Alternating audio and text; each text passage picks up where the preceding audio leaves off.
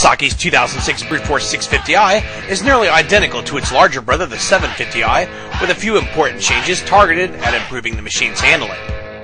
Powering the beast is a water-cooled 633cc 4-stroke 90-degree V-twin engine.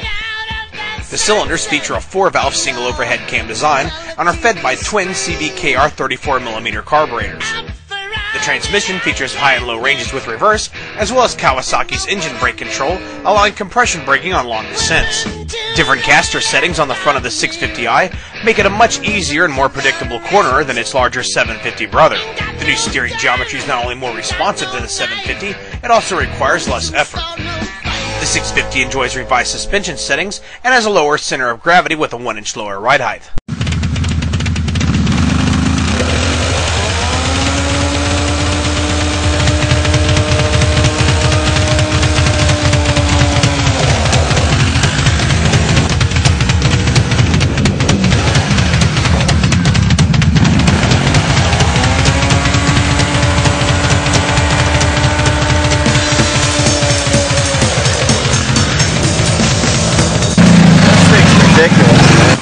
In repeated drag races, our Brute Force 650i smoked a pair of Honda Rincons, and test rider Lance Schwartz felt that the machine was actually faster than Kawasaki's Brute Force 750.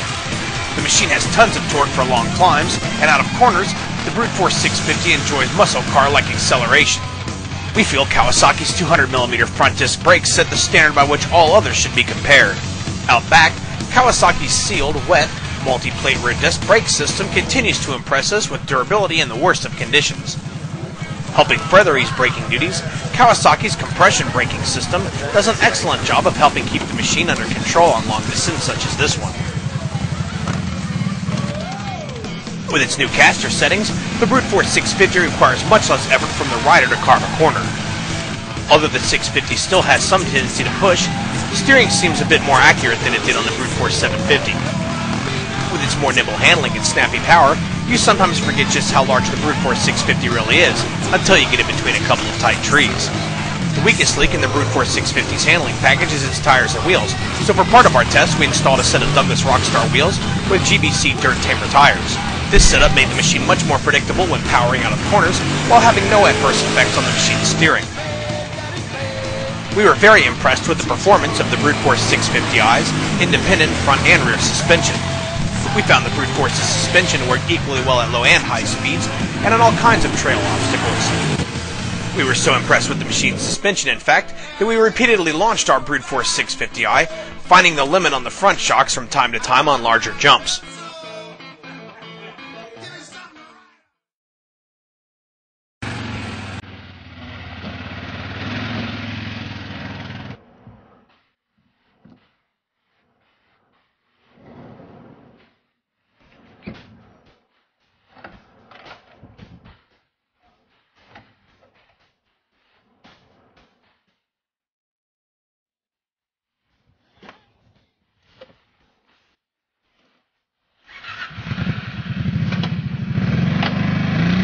While the Brute Force 650i has a maximum towing capacity of 1,250 pounds, we found that the machine could easily pull this trailer and ATV, weighing in at just under a ton.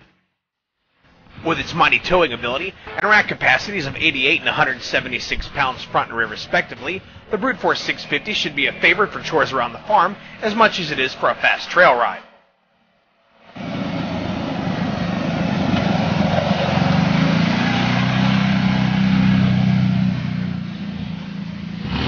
In conclusion, with superior handling, a more powerful engine, and a $500 lower manufacturer-suggested retail, we'd say skip the Brute Force 750, buy the 650i, and take the money you save and invest it in some tires and wheels.